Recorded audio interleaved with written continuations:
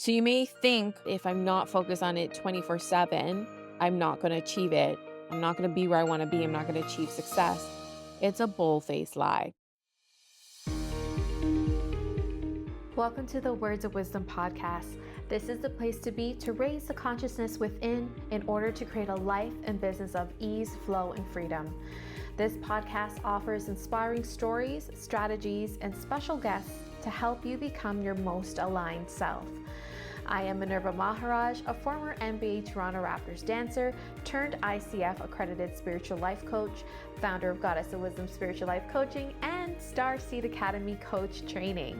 My soul's mission is to show you the impossible is truly possible. Thank you so much for joining me here today. Let's get to awakening your soul's wisdom. Hi, everybody. Welcome to another episode of Words of Wisdom. I'm so grateful to have you here with me today. Today, what I want to share with you is 3 unexpected habits that will bring clients and money to you. 3 unexpected routines, habits, things that will bring clients and money to you. And this is from experience, what I have walked through, my own trial and error, and even recently where I'm like, oh, it's so interesting that every time I do these 3 things, something good happens. I get a new awareness, I get a new download, or the actual thing will show up in my life. So I wanted to share this with you. So get that pen and paper ready or get your mind wide open and be willing to learn something new, receive an insight, and to take new action after this episode. Okay, so the first thing that unexpectedly may bring clients and money to you. Number 1 is tidying your space. Having a tidy home. Now, I have 2 toddlers. Well, one's 4, one's 1.5 years old, so when are you done being a toddler? Anyways, I have 2 little ones, okay? Run 2 businesses. I have Starseed Academy, coach training school. I have my Goddess of Wisdom coach practice. It is obviously busy. It is, always crumbs on the ground. It gets cluttery the minute you clean it. It happens. So I totally get if you're probably thinking like, how can I keep the place clean and tidy? Well, let me tell you how. You go ahead and you Marie Kondo your place. I am so late to the party, but I think over the holidays or like time is always a warp for me. So I'm sorry if my like timeline is always off, but I would say in January, I watched Marie Kondo, like watched the whole season, like just like binge watched it on Netflix. And if you don't know, Marie Kondo is like a professional organizer. And basically, what she teaches you to do, and I remember hearing it a while ago and thinking, oh, that's kind of like so simplistic, or I don't know, like, okay, didn't really interest me that I'm like a messy person, but I do like things to be neat and tidy. And I do get anxious when my space is cluttery or when I'm around other people's clutter. So, anyways, Marie Kondo basically teaches you take everything out of the closet, take everything out and you put it in the center of the table or center of the bed, and you hold each item and see if it sparks joy. If it sparks joy, you keep it. If it doesn't, you let it go by saying thank you.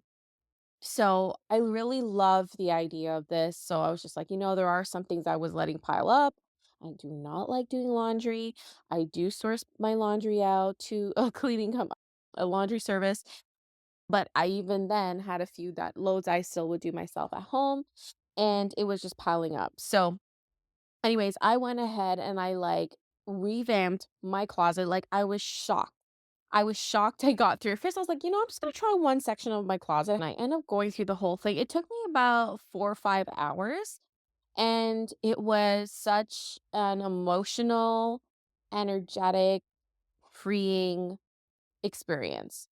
And even when saying freeing, like, I had to process some things, like, it brought up some emotions, like, it's taking stuff out from even, like, high school and when I was in university and my old dance career and even my wedding day. It brings up emotions, it brings up memories, and you would be so shocked to know the stuff that we keep, that not even just physically keep, but the energy attached to it and how much space it is taking up in our mind, in our body, in our energy field.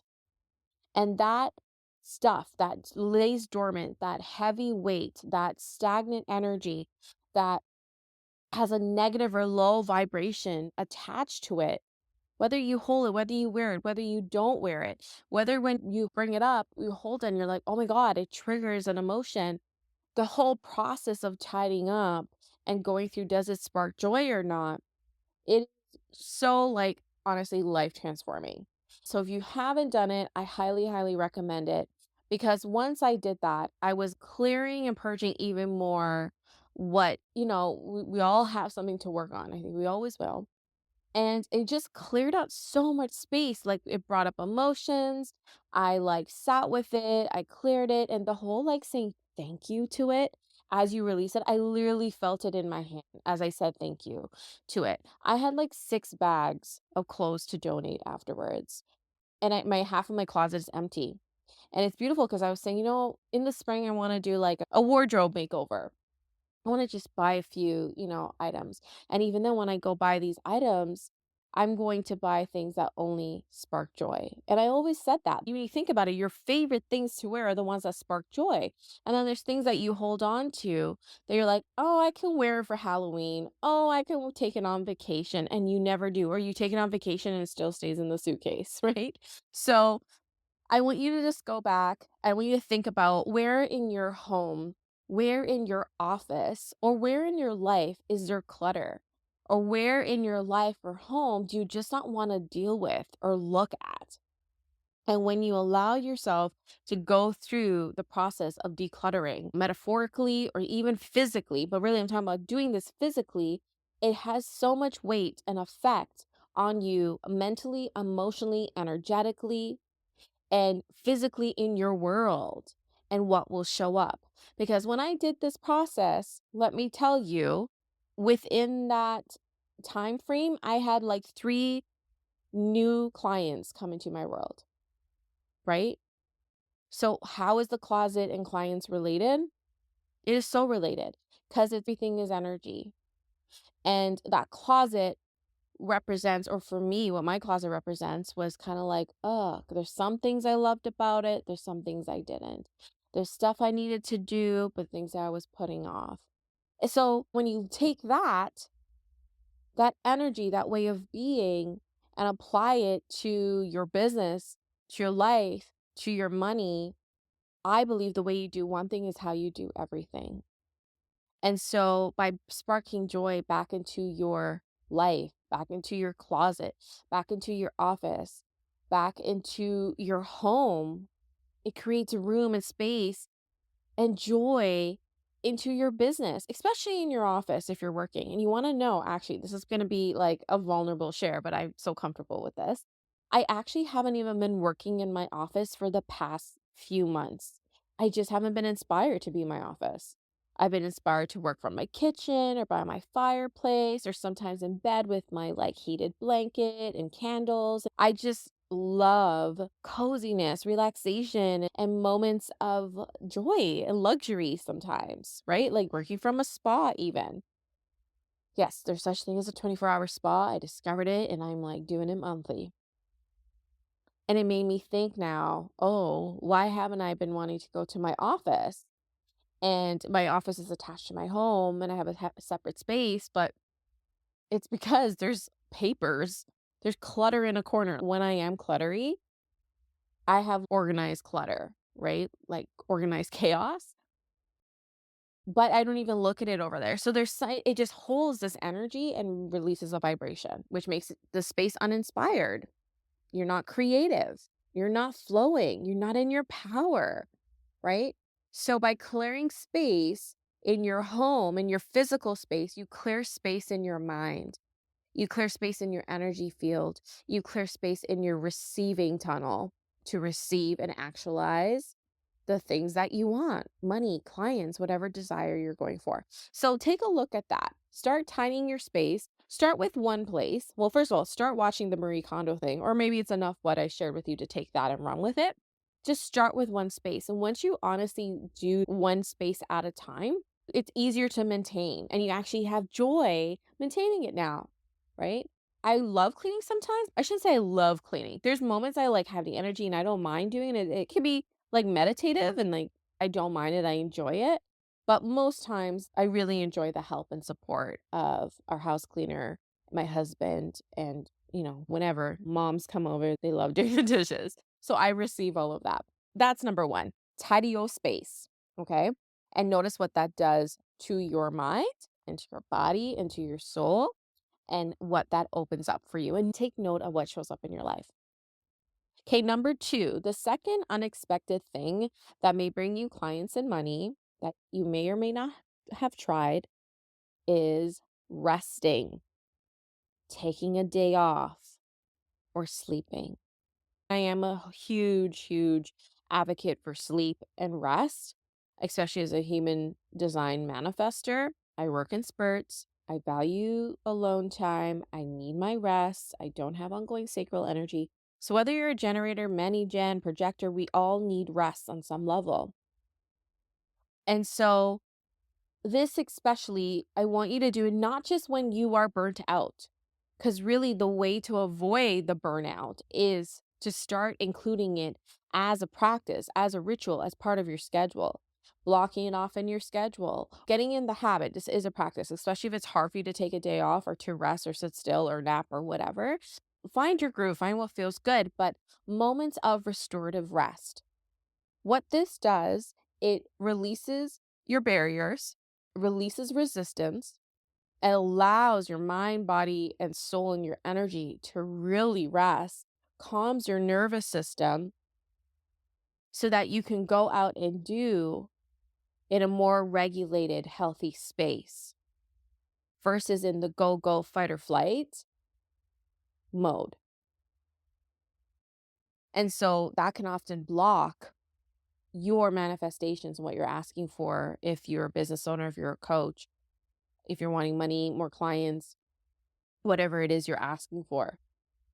You're always going and going, going, going and doing so much that that doing could block you. So bringing things into balance and noticing your sweet spot for rest. For me, I could work a lot of hours when I have that huge creative urge. I also follow cyclical living. And I follow my cycle and I plan my month. I plan my programs. I plan when I coach clients around my cycle.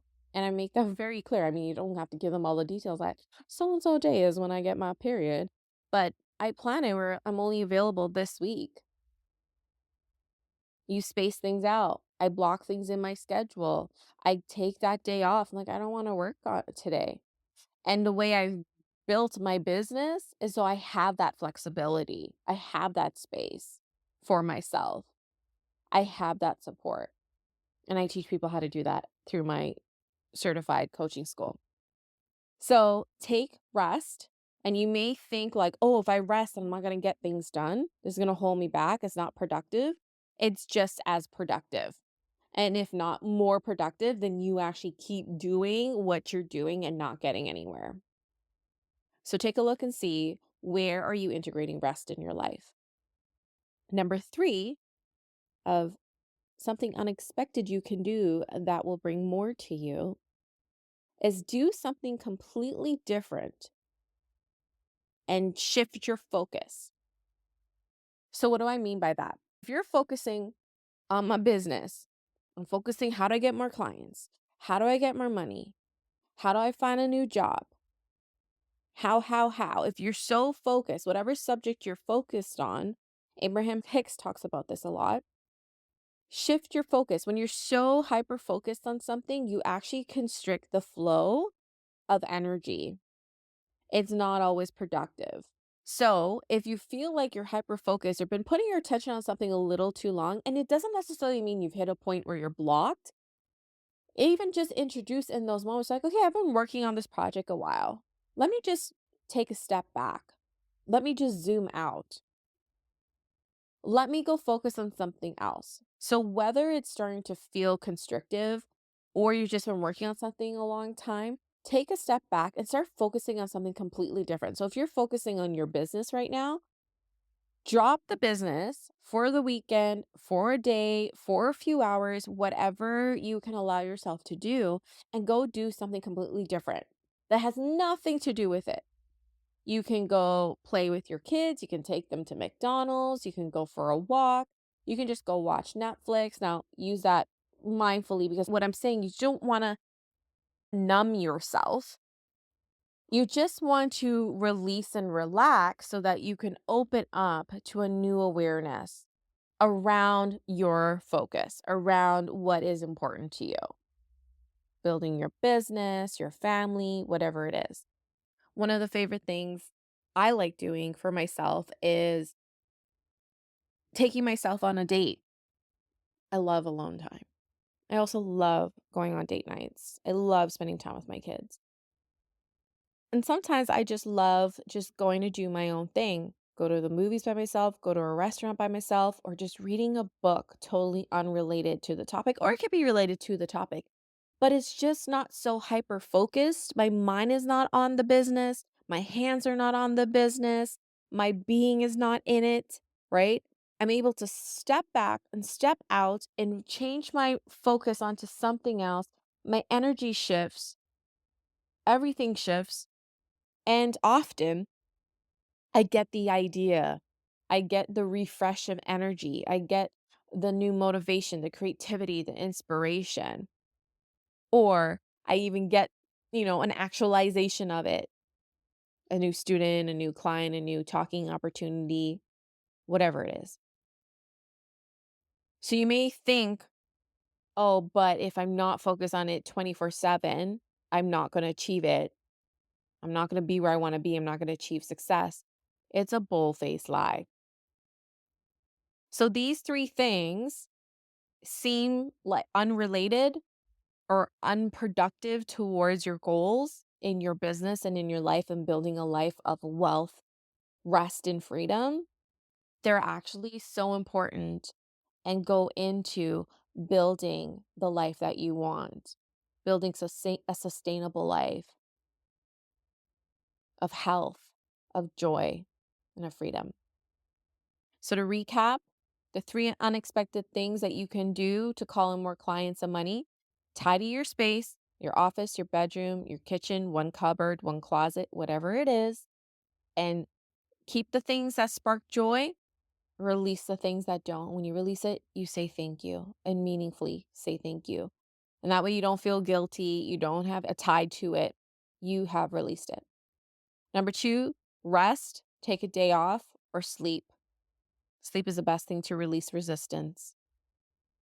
Number three, do something completely different to change your focus. So, changing your focus, looking in another direction, focusing on something different, or just relaxing your mind, relaxing your body, relaxing your energy. It just helps you replenish and restore your energy and your focus. And then you can go back to your thing, the thing you're working towards, with a refreshed, new, expansive energy. So I really hope you enjoyed this. If you want to learn more tools and techniques for your own spiritual development or serving on a higher level in your work, your workplace, or take your career or business to the next level, I offer a high level ICF accredited spiritual coach certification program. We have two cohorts available for our spring cohort. So go to starseedacademycoachtraining.com to learn more about it. Thank you all so much for listening. I'll see you next week.